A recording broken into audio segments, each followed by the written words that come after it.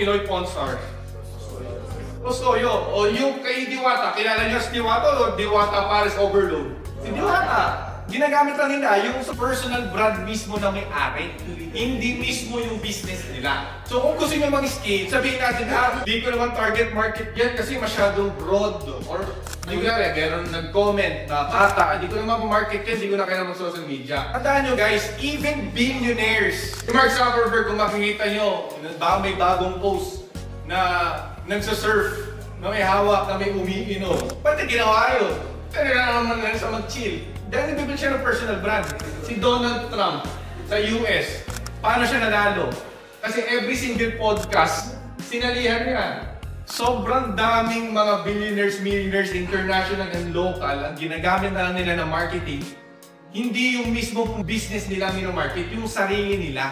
Kasi people buy from other people, not business. So, sa mga owners dyan, I highly recommend talaga na to start your personal brand.